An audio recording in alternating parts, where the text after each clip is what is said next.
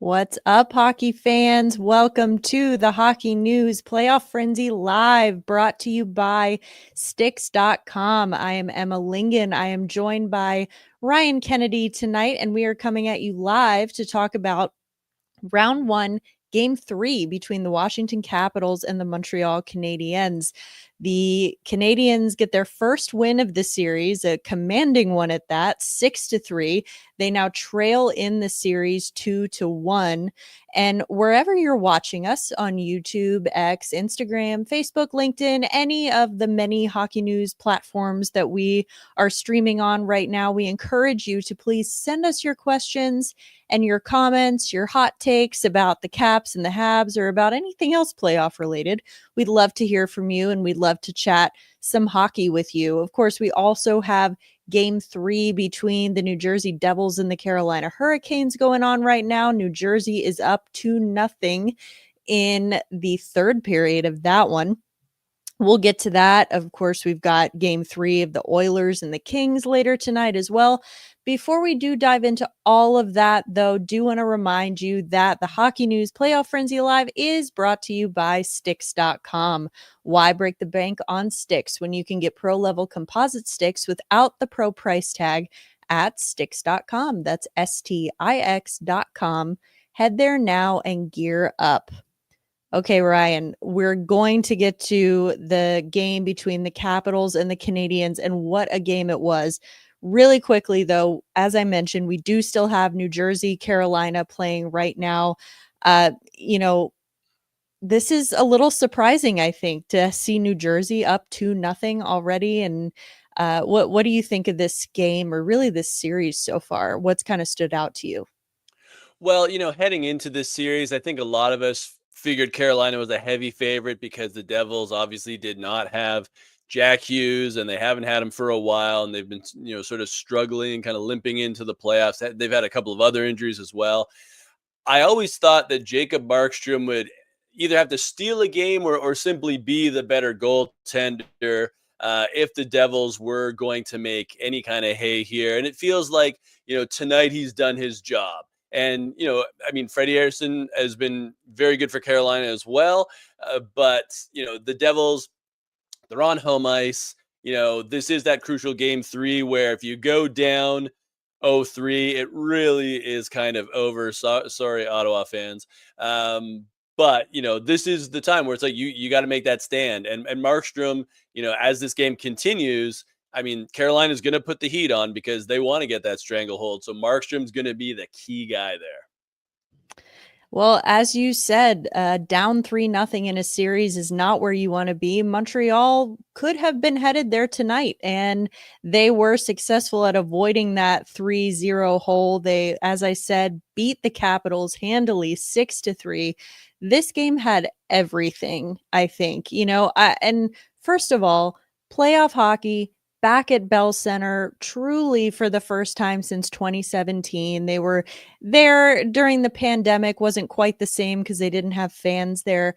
How much do you think this home crowd at Bell Center really just kind of benefited and lifted the Canadiens? Because I mean, I know what a regular season hockey game sounds like at Bell Center, so I can only imagine how much the playoff crowd and atmosphere could really boost this team. Yeah, I do think it's a factor. And, the last time I was in Montreal was for Four Nations. And, that wasn't a Habs game, but the stakes were as high or if not higher with Team Canada. And I mean, it's just an incredible building. And I think maybe what some people don't even think about is it's one of the biggest buildings in the NHL. I think it's probably Montreal and Chicago are the biggest in terms of how many people you can pack in there. And then you get fans that are so into it. And, I always kind of find it funny. It's like, every fan cheers for their team, but it feels like Montreal fans take it as a personal affront anytime anything happens to a Canadiens player. Like at one point, Sam Montembeault accidentally tripped David Savard, and they wanted a penalty on Washington. That's just kind of how it is. It's like everything is for the Habs, everything is for their boys. And, for a team that is the underdog, for a team that, some of their key guys, they have some playoff experience, but not necessarily a lot of it.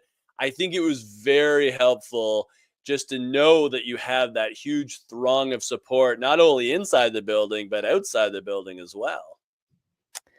Again, we are here talking Caps, Habs. Of course, the Canadiens take a commanding 6-3 win. Love seeing all of you in the comments here already. Please, we welcome you, encourage you to chime in with your thoughts and your takes. We're talking about the crowd at Bell Center.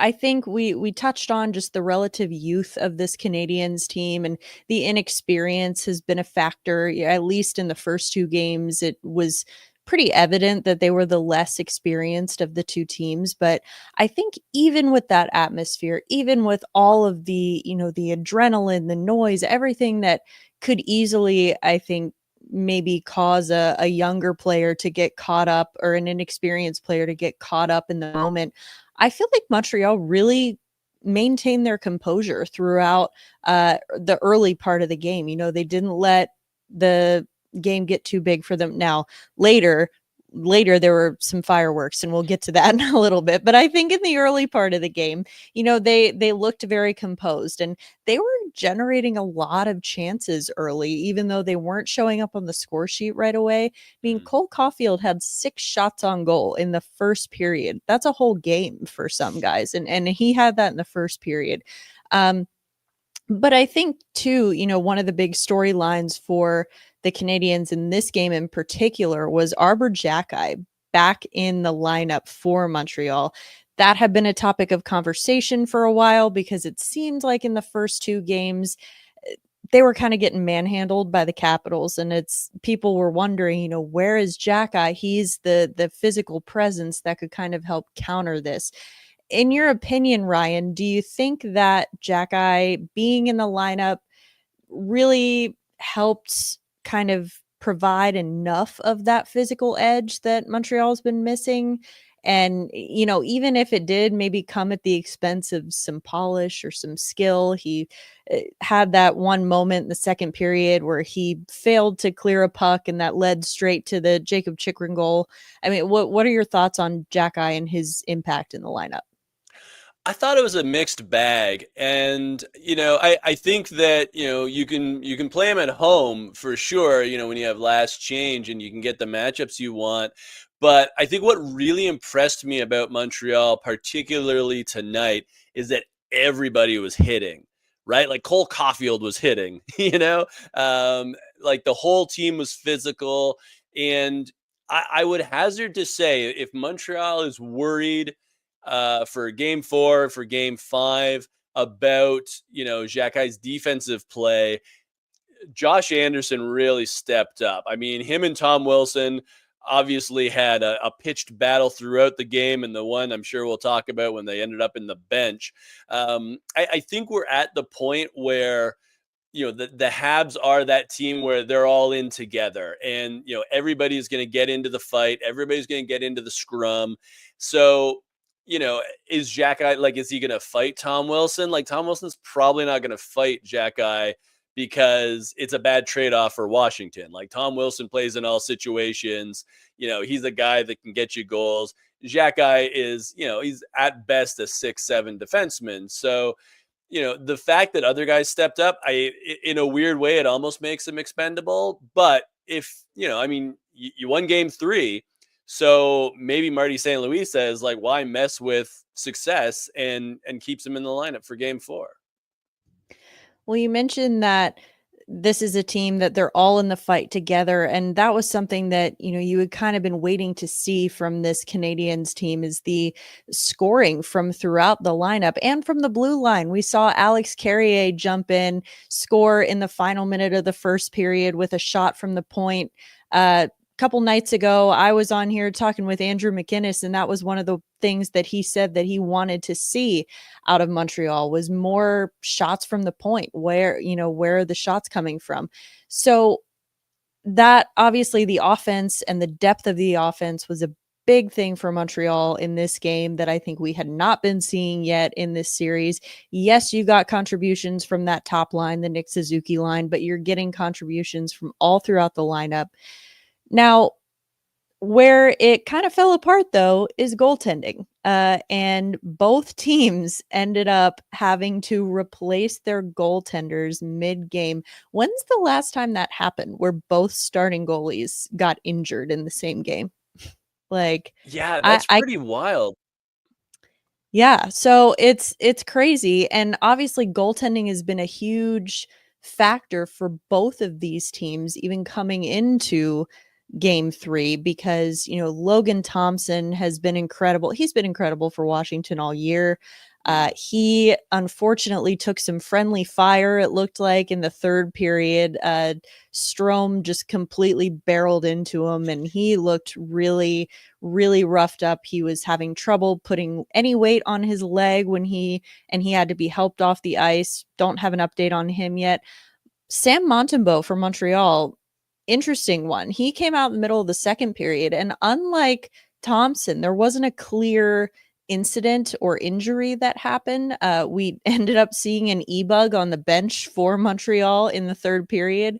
That's wild in the playoffs. And so Jakob Dobish comes in, a 23-year-old kid, playing in the playoffs at Bell Center. And I think that, it's how much do you think? I think that the storyline for Montreal coming into this game was, well, Montembeault's the one keeping them in this series. He's the one keeping them competitive. Now, tonight we saw the offense kind of spark for Montreal, so maybe they didn't need their goalie to steal them many games. However, is that something that we think is sustainable for Montreal? Like, worst case, if Montembeault is unable to go for game 4, if Dobesh, isn't quite up to the task, what's the concern level there for the Canadiens? So this is an interesting scenario because I think first of all it was a missed opportunity for Washington. I think Dobish only faced probably like 6 shots, um, you know, in his tenure in net. Whereas with Charlie Lindgren, when he came in for Montembeault, Montreal really kept the pressure on, and the shots at the end of the game were 40-20. So obviously it was tilted heavily in favor of the Habs, but. Here's the thing about Dobish, and I looked this up because he was an NHL rookie this year. I think he played 16 games total. Washington's never seen him. And if you don't have a book on a guy, that's tough in a series where, you've got to win right away. So I almost feel like if Dobish, finds his footing, like if he has to play game 4, if he gets the nerves out, he'll be on home ice, which is obviously, a nice advantage for him. It'll be friendly confines. But, if Washington takes a while to figure him out, that might be trouble for them because, here's a kid, he's got great size, he had a pretty sweet college career at Ohio State. And he's coming in and he knows the team is going to rally around him being, this rookie. But the Caps, like, they don't know what his tendencies are. And, you can do all the video scouting you want, but there's not a lot of tape on Jakob Dobish in the NHL. So in a weird way, I'm not worried, even though Samuel Montembeault was one of the most important players on Montreal throughout the entire season and a big reason they made the playoffs in the first place. But Dobish, in the spot duty he did, he was pretty good too. Well, on the flip side, looking at Washington, again, we don't know the specifics on the injury to Logan Thompson. Suffice it to say, did not look good. No. For him, again, maybe Washington didn't need their goalie to steal games for them as much as Montreal did, especially earlier in this series. But what's the concern level now? Obviously, you've got a much more seasoned backup in Charlie Lindgren if you're Washington. Got to feel pretty good about him being in net with how he's performed during the regular season. But what's the kind of concern level if they're going to be without Thompson for potentially the remainder of the playoffs? Yeah, it's tough, but I mean, you're right. Like Charlie Lindgren has established himself as a very good netminder, and I know dating back to last season, Sammy Silber, our Washington Capitals team site editor, she was saying he was the MVP for the Caps last year. And the fact that he's sharing the crease with Logan Thompson now, it's more a benefit to the Caps than anything. So I think Charlie Lindgren can carry the mail. The only sort of like strange X factor is that he used to play for Montreal, so I'm sure there are a number of Habs who were from that era that probably know Lindgren pretty well. So it's kind of the opposite of Dabish in that way. Very fascinating. And, you hope that Thompson returns. But initially I was like, ooh, that's a concussion. But then when they show the replay, they show the knee bending in a very weird way. So, you hope everybody's healthy for game 4. But, if not, at least Charlie Lindgren is like a legit like starter in the NHL. Yeah, Washington's one of those teams in a very fortunate situation where they really kind of have two number one goalies. On the other end of the spectrum, you've got Edmonton, who doesn't even have one number one goalie, but we will get to them later. Again, the Hockey News Playoff Frenzy live, coming at you live, talking about Washington and Montreal. I'm Emma Lingen. He's Ryan Kennedy. Ryan, actually, first of all, before we continue our conversation, do want to update you all on Carolina, New Jersey. Carolina is on the board. Seth Jarvis with a power play goal in the third period has made it a 1-goal game, just under 8 minutes to go in New Jersey. So we will keep an eye on that and keep you updated. Back to Washington and Montreal, though, we've talked about the physical nature and the physicality, the intensity in this game, or in this series, rather. How much do you think that Conor McMichael, of all people, has sort of become an X factor for Washington in that regard? It seems that he's he's still a young guy. I don't know. I look at Conor McMichael and I was like, how has he already been in the league this long? I feel like they just drafted him, but he's kind of embracing that agitator role for Washington. How much do you think that, that has been a factor as a guy who can kind of play in all situations for them? Yeah, I was really fascinated by McMichael, particularly tonight, because I remember watching him in junior with the London Knights in the OHL, and he was always like a big time point producer, very smart player. You don't think of him as like an edgy kind of agitator, but he was doing those little things to get under the Habs skin. And obviously, as the game progressed, we just had utter chaos and it was super fun. But I am really kind of intrigued because when you get to the playoffs, it's not nice hockey, right? And even like the finesse players are going to have to play, heavy to an extent. So, for Conor McMichael, a player that has really developed well, and you think about him coming up basically with Spencer Carberry, spending time in Hershey, getting a little bit of a false start to his NHL career, going back, getting great Calder Cup experience. Now he's really enmeshed in that Washington attack. And for him to really kind of insert himself in game 3, I thought was very interesting. Well, we are going to talk about the physical element to that game. Do have another score update for all of you as well. Puck has dropped between Edmonton and LA, and the Oilers are already up 1-0. So taking advantage of the home ice there, Ryan Nugent-Hopkins with the goal. And Carolina, New Jersey, this just in, tied 2-2 in the third period. Live TV, folks. You can't match it. Sebastian Aho on the power play at the 12:20 mark in the third period. They are now tied in New Jersey. What a night for hockey. Now, before anything else crazy happens here, Ryan, do want to talk about the absolute craziness that was the second and third period of this Montreal Washington game, when all heck broke loose between these two teams. I can't recall ever seeing a fight travel across the ice and then into the bench. I mean, to the point where Tom Wilson, and I don't even, was it Anderson? Yeah, it Who was he Josh was Anderson. fighting? That they were you couldn't even see them because they were on the floor of the bench and they Yeah. were behind the wall there. So what do you make of all that? I mean, that's something that we had talked about for much of this series. It was like, well, Washington's going to win the physical battle of the game, and that's just how that's going to be. But I mean, it kind of seemed like Montreal was at some points holding their own, but at some points actually kind of winning the physical battle. I mean, they had 45 hits. Washington only had 26. I mean, what do you kind of make of that? It's pretty unexpected.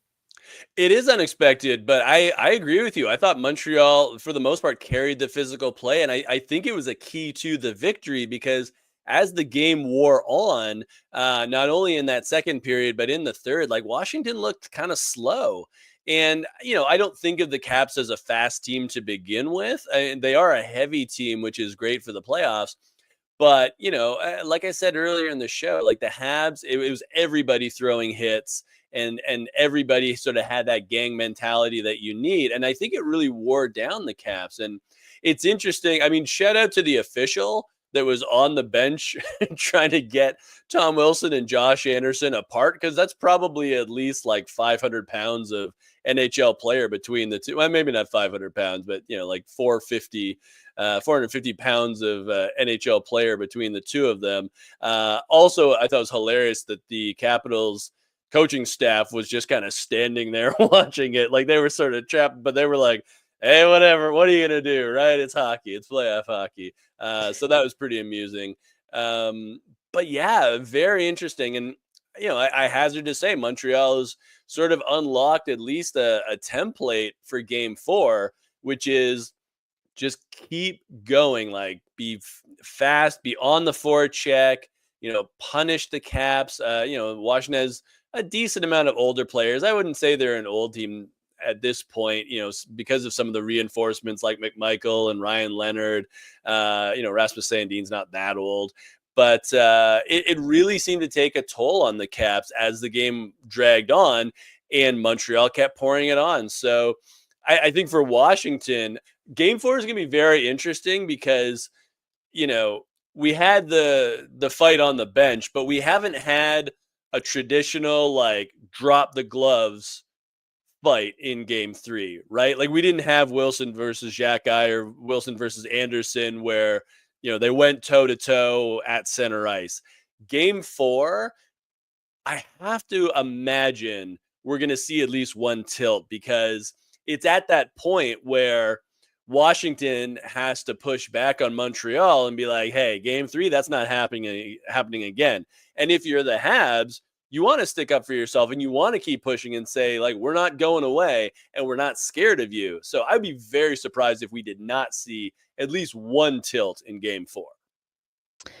Yeah, I mean, to that end, I was surprised we didn't see at least one tilt in the third period of game 3 after the Yeah. way that the second period ended. I was kind of thinking like, all right, well, for sure, someone's going to drop the I mean, obviously Tom Wilson got the misconduct during that and but still you think for sure there's got to be a message sent in some way in the Yeah. third period. But yeah, didn't see it. Again, very unexpected that Montreal was kind of winning the physical side in this game. Not something we would have expected to see, not something we have seen from them through the first 2 games.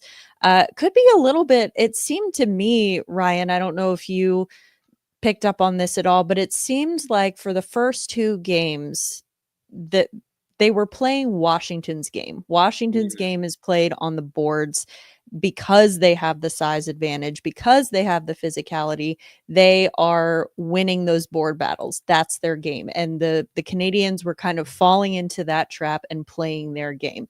This time it seemed a little bit like Montreal was getting a little bit more comfortable playing their own style, using their speed that Mhm. Washington doesn't have and using their youth and actually making plays up the middle of the ice. And it seemed like in this game, the momentum and the style of play sort of swung in favor of Montreal. where Washington is trying to play Montreal's game and they're just sending pucks up the ice and have no idea where it's going to go or what's going to happen. So it definitely, that's where I feel like, again, the home ice advantage certainly had to be a factor there, I would think. Do have another score update for you already out of Edmonton. The Oilers are now up 2-0 on the Kings. Evan Bouchard on the power play in the first period.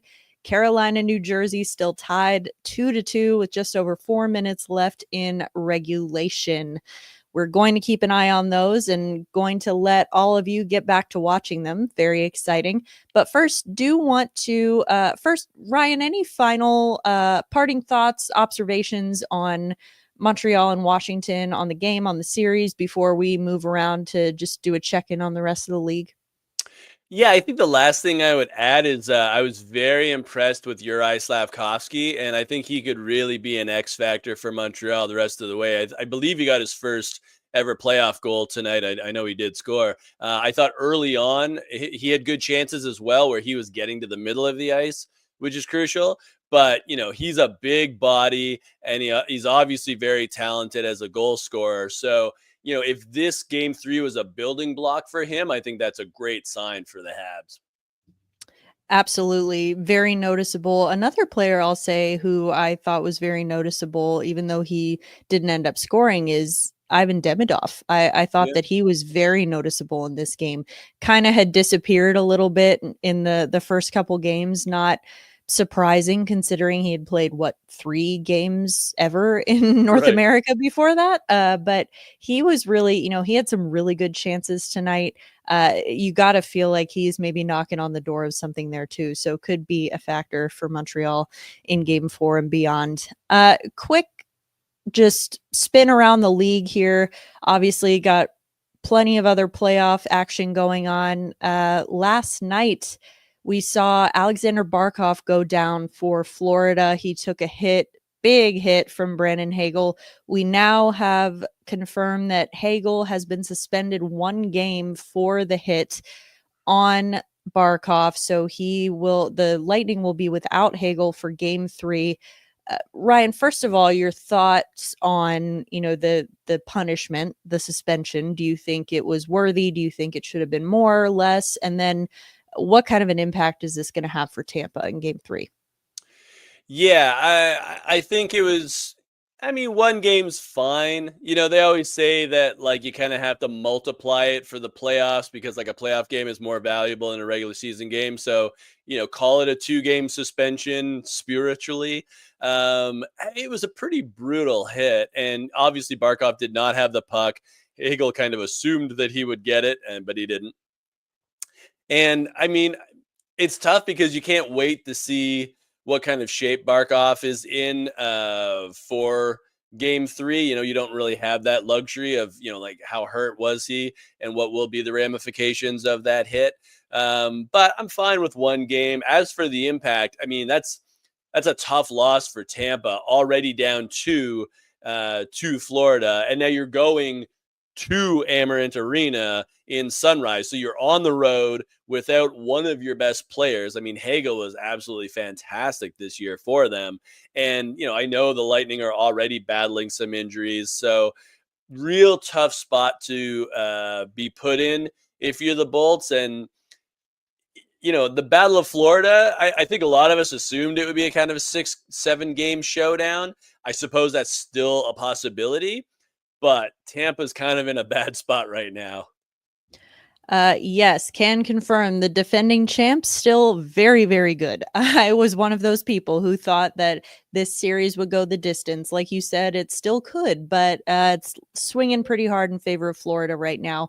Again, this is the Hockey News Playoff Frenzy Live. If you are just joining us now, I am Emma Lingen. This is Ryan Kennedy. We are talking about the playoff games primarily between the Canadiens and the Capitals. Now we're just taking a little trip around the league. Mentioned earlier, Edmonton is up 2-0 over the LA Kings now. What I think, though, is probably the bigger storyline heading into this game was the goaltending for Edmonton. I mentioned it earlier. it was a problem for them. That's nothing new. We've kind of always known it's going to be a problem for Edmonton heading into the playoffs. They really don't even have one number one goalie. Of course, Stuart Skinner got chased in game 2. The crowd in LA was ruthless. They're yelling, "We want Skinner." So of course they go and they start Calvin Pickard, the backup, in game 3 rather.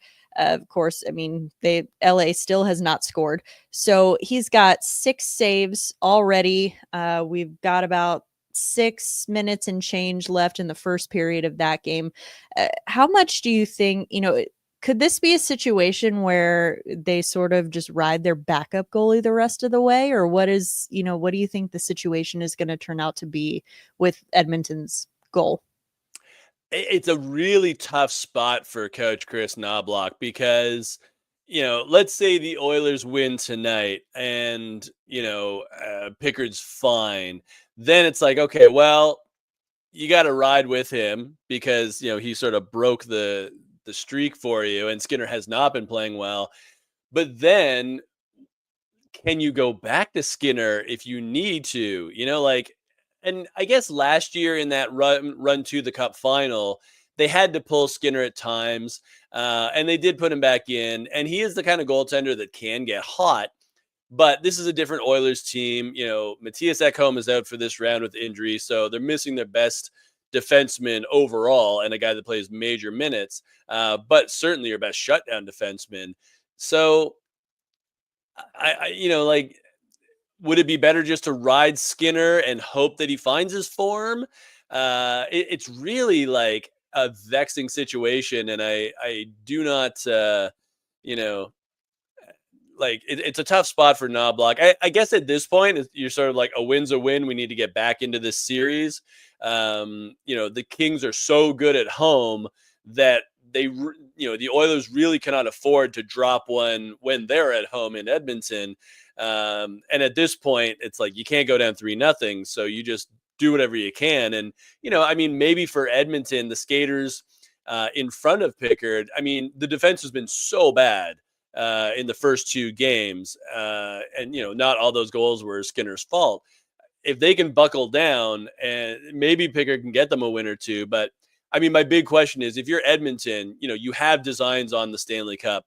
Can Calvin Pickard get you 16 wins? That's the big question. And it might be a scenario where it's like, we don't have a choice, but it's a tough spot to be in. At this point, I don't know if Skinner can get you 16 wins either. So it's not a fun situation for them to be in.